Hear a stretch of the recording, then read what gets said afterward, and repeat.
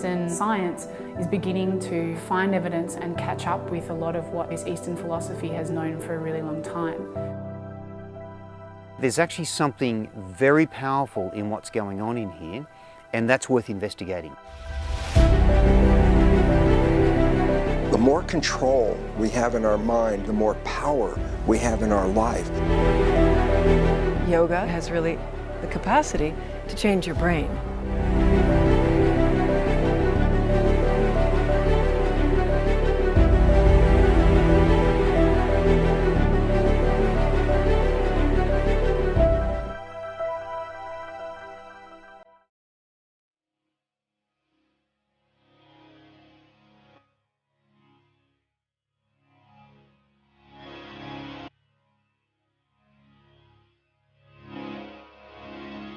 I think there's 4 components that really make yoga what it is. One of these, of course, is the most obvious one, which is the physical postures, the stretching, the exercises, the movements, the breathing techniques, the relaxation techniques. These are an important component. That's working the body to affect our global functioning. Another critical area is the idea of self-regulation, the ability to control our internal stress response, to control our emotion response. This is basically reflected as resilience to stress and equanimity in the face of emotions, and that leads to a psychological self-efficacy. Another really key area is the cultivation of mind-body awareness, the sense of being able to feel and experience what's going on in the body, and also to experience what's going on mentally, to be able to observe the flow of thought. And this kind of cultivation of mind-body awareness leads to an increased mindfulness that can change behaviors in a very positive way.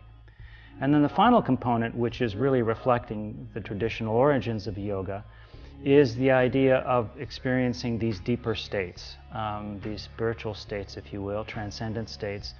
Even if they're short-term, these kinds of experiences that you get in deep meditation can really be transformative for people and bring them to a positive lifestyle, to have them gravitate towards positive goals in life, to improve and enhance their life meaning and purpose.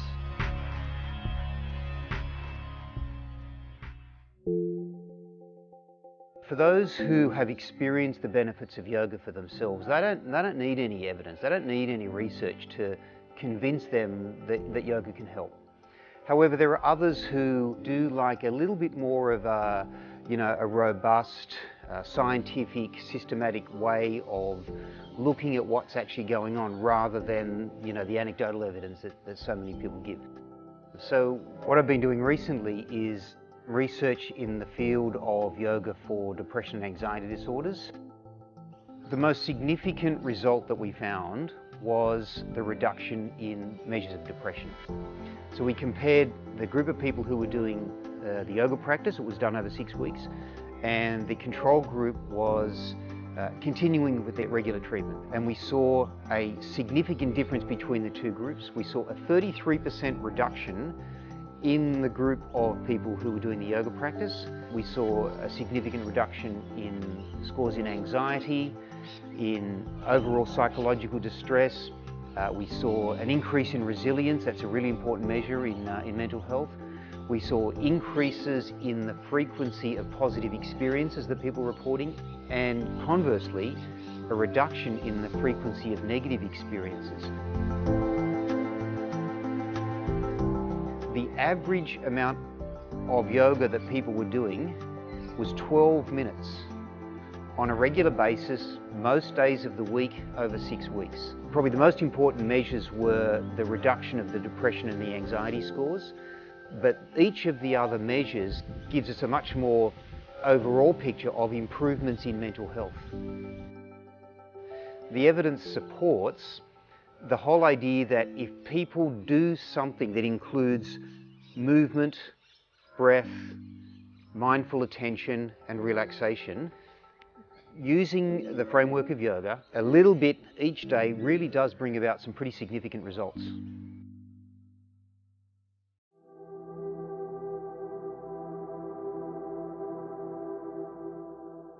The most important scientific principle on which the whole philosophy of yoga rests is prana, with space. I'm sure you've heard this term very often, give me some space. Yeah? But actually we need to create that space in the body. We need to create that space in the mind. So when your mind is clogged with thoughts, you need to flush them out, remove them. And that's what meditation is all about, to empty your mind. Similarly in a body, when we are doing asanas, what are we doing? We are stretching out the body. We're creating that much needed space. So we need to give this intercellular space. And when space is there, prana flows. And when there is prana, there is wellness. The most important thing that I see in terms of yoga on a physical level is to establish connections in the body. And the connections come through the channels in our body, which in yoga they call nadis. And what moves through these channels is energy and information, which in yoga they call prana and chitta. But physically, these channels are blood vessels, nerves, lymphatic vessels, acupuncture meridians, just to name the main ones. And prana is things like heat, electrical, electromagnetic, electrochemical energy flooding through the different channels of the body, and also energy-carrying molecules like glucose, ATP. Then, of course, information, or chitta, is the information that might flow through nerves, and also electromagnetic energy that flows through the body carrying information, and also information carrying molecules such as hormones, neurotransmitters, immunotransmitters. And so physically and energetically we have energy and information flowing through the body, and to enhance the flow of energy and information through these channels in the body, that's the most important thing to make yoga happen in the body. One thing I like to say to people is that yoga has obviously proved itself over tens of thousands of years, right? Yoga has had a chance to prove itself over time, but it is important for a lot of people to really have that belief in yoga, that they have an understanding of it from the Western scientific point of view and model.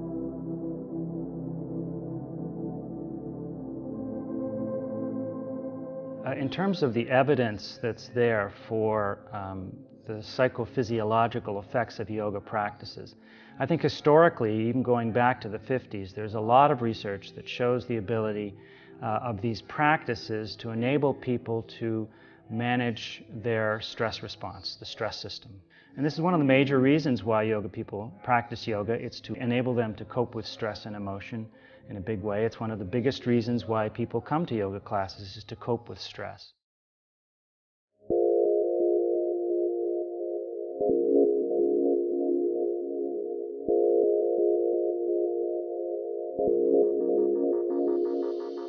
Breath is the most powerful tool that everyone has within their reach to bring their stress response right under their control.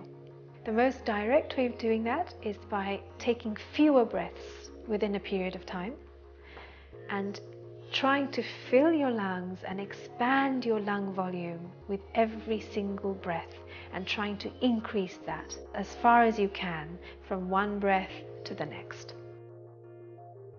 When we look at studies of people who perform pranayama breathing or yogic breathing, where they prolong every breath, so they breathe less frequently and deeper, we find that it's possible to reduce blood pressure by controlling breathing. Now, blood pressure is governed by the sympathetic nervous system, and the sympathetic nervous system is a messenger of the stress response. So you can see what we're doing to the stress response simply by modifying breathing. Now, within the yoga postures, as we go from one posture to another and we're creating a challenge that our mind has to constantly deal with. So if we're standing on one leg or our muscle is contracting and we're having to bring our thought right back, one of the things we can do to help ourselves is controlling breathing. Because as the prefrontal cortex, or parts of it, are working to redirect attention, we are also trying to get to grips with the stress response and calm ourselves down. And using breathing as a tool adds to this. So breathing plus the effort of regulating your thoughts both enhance the parasympathetic signal and bring the sympathetic nervous system signal down.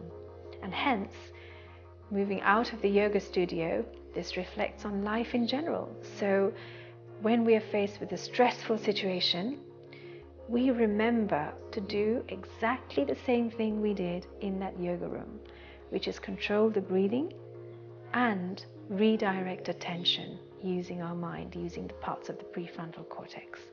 So breathing is an extremely powerful tool which can be applied both within and outside of the yoga room, but we can practice using it within every yoga posture.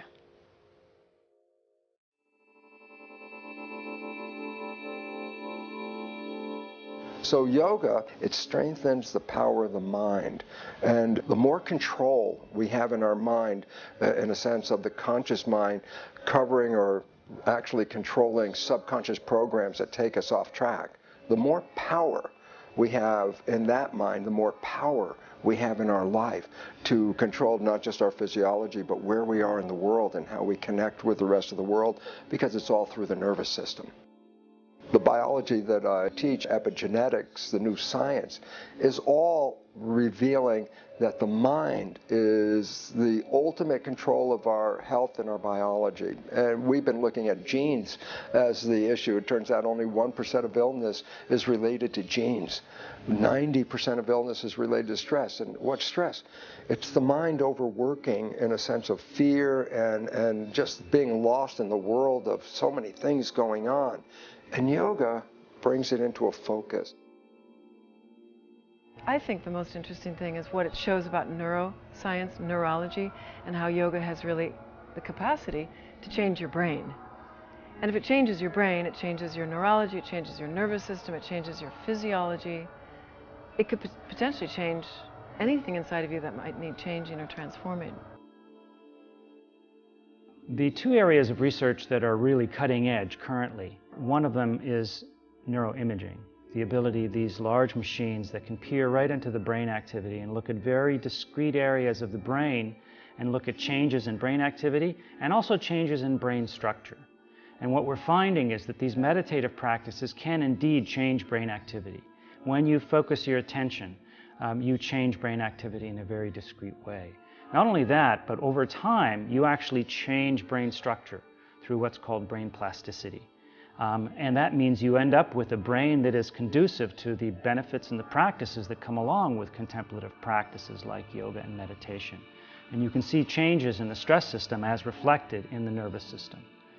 And then finally, the other cutting edge area of research in yoga is a molecular biological approach. This is looking at the action of neurotransmitters, looking at the action of actual molecules in the brain.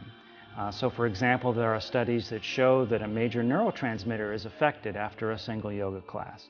And there's other studies that show that the expression of our DNA, the activity of our genes, is actually reflected as changing with these practices. And you actually change gene activity, you enhance gene activity that's good for you, things like immune response is improved, and you downregulate gene activity that is sometimes bad for you if you're under chronic stress, things like inflammation. So these are the two cutting edge areas, and they're bringing yoga into the biomedical modern world. We're starting to see that yoga is not just a hobby, not just something that you practice on the side. This is real biological stuff. You're really changing the activity of neurons in the brain. You're changing function within the body at the cellular and even the molecular level. So it's very exciting, and this research is really exploding at this point in time. So it's very exciting to see this validation of what we've experienced on the behavioral level now manifested in the scientific research. What would be great to see is a recognition in medicine and in science that there's something worth looking at more carefully. So I wouldn't say it's a simple, instant outcome that it would be great if medicine saw yoga in this way, but I think what's really important is that medicine and other research recognizes that there's something in here that's worth investigating. There's an enormous amount that we can learn through conventional biomedical research on yoga. In fact, biomedical research itself is evolving to be able to allow us to peer into the body and the brain in ways that were inconceivable just decades ago. And so as this modern science evolves with things like I've described in neuroimaging, molecular biological approaches will allow us to use these tools to evaluate exactly how yoga is working. And that's fantastic. And that is going to proceed in an exponential way. Every week there's a new publication coming out evaluating some aspect of the physiological effects of yoga or on yoga as a clinical intervention. I think one area that probably may not manifest in my lifetime is to look at some of the subtle things that historically yoga has been associated with. These are sort of the so-called subtle energies. In the field of complementary and integrative medicine, these have been referred to as energy medicine. There's a number of aspects of yoga that are hypothesized, the flow of sort of internal energy throughout the body.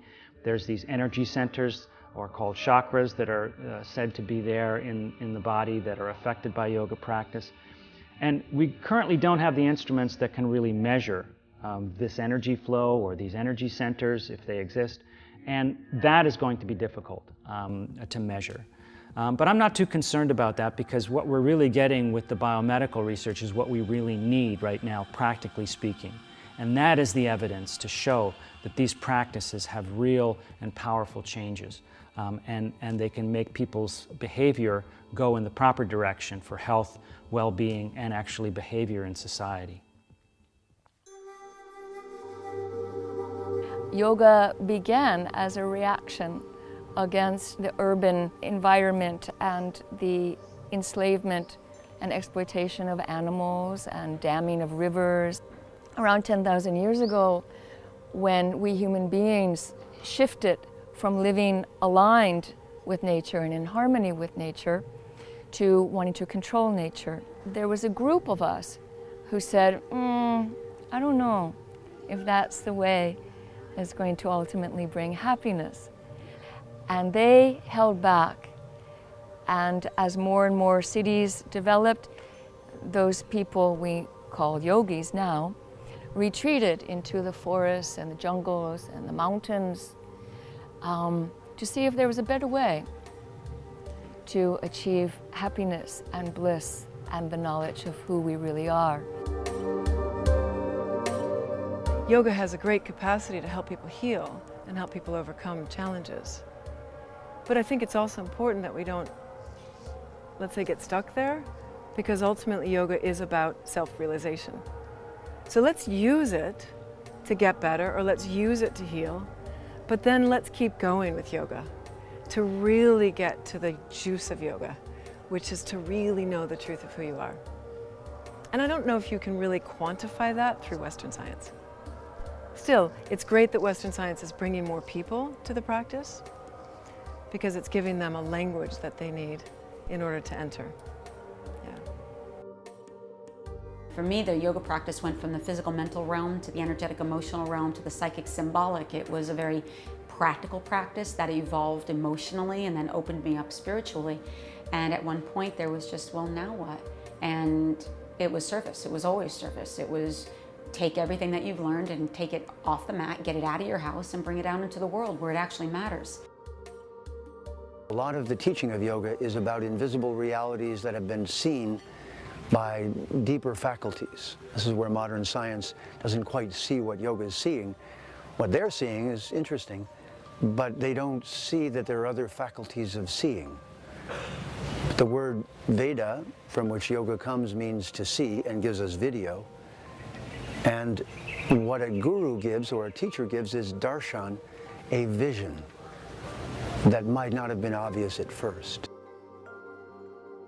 The tremendous transformative power of yoga. It offers these techniques to move through emotional, mental blockages and challenges, and really allows you to find your true seat of power, your sense of yourself. It integrates the mind, the body, and the spirit, so people reconnect with their soul and soul purpose. And it clarifies things in people's lives. It helps people fulfill personal destiny. It's a very deep, spiritual, devotional practice. And at the same time, it's this beautiful physical practice that creates well-being. What I feel is everything, exists for a reason. Sometimes in the West especially, it's a very physical, material culture. So in a sense, we needed a lot of asanas to bring us into our bodies, because if it was just sitting around and meditating all the time, we might feel bored, only in the beginning. But once we can understand, we can come into the body, then we can experience the deeper benefits. I think the greatest barrier we face in research on yoga and applying yoga to either patient populations or to the general public is the perception of yoga in the general public. And I think this has largely been created by the media because this is where people get their impressions of yoga. And of course, when you're putting together a magazine cover, you want a classy posture. You want some kind of complicated posture by a model who looks very thin and very svelte and very flexible. And so this has created an image in the general public that yoga is basically some form of very complicated exercise form, similar to a circus acrobat. So many people think, oh, I'm not flexible enough to practice yoga, or this is too complicated for me, or I have to be thin to practice yoga, or you have to be young to practice yoga. And these are huge misconceptions, because yoga practices can be adapted to virtually any population. Now, you end up using a subset of the yoga practices, but these still have very powerful effects. So for example, in the elderly, we have a thing called chair yoga, in which the postures are very simple. It's something the elderly can really do, and it provides enormous benefit. By the same token, you can do yoga with babies and toddlers. Now, you're not doing the same thing that you're doing with adults, but you are conveying and training a lot of the same properties that you get with yoga practice. This is the mind-body coordination, the meditative component, the mindfulness, the awareness. All of this can be inculcated virtually any population. And the same thing applies to patient populations. Regardless of the limitations or the disabilities that someone has with a specific disorder, there's always some aspect of yoga practices that are applicable. So that, to me, is really the biggest barrier in terms of moving yoga forward in the general public, is this misconception of yoga being very difficult, very specific, and not applicable to their particular circumstances.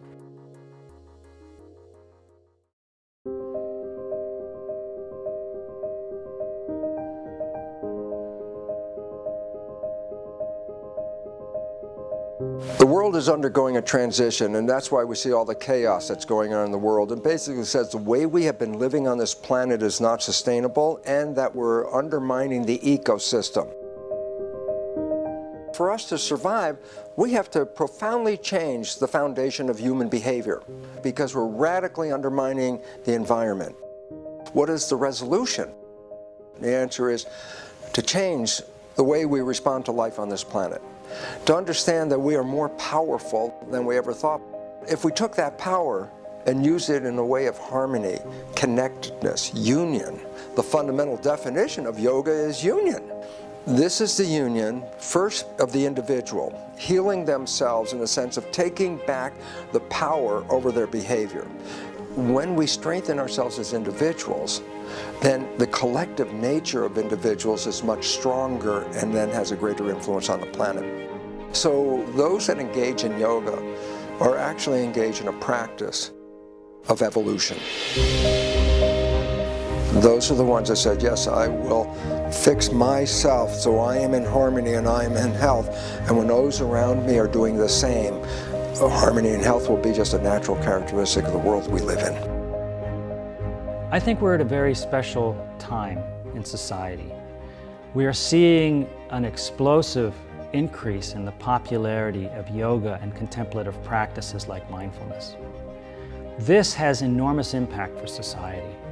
Recent surveys have shown that 10% of the American population is now practicing yoga. We're at a changing point where these practices can actually start to have a global impact on the direction of society. By changing the individuals through these practices, by making them more aware, more self-regulating, more immune to stress, more compassionate, more high-minded, less materialistic, as this gets into society, as it gets through our schools, as it becomes a part of our culture, we have the opportunity to be able to witness this transformation in society as a whole, to really function as human beings at the level which we're capable of functioning, to really be the compassionate and giving beings that we're capable of.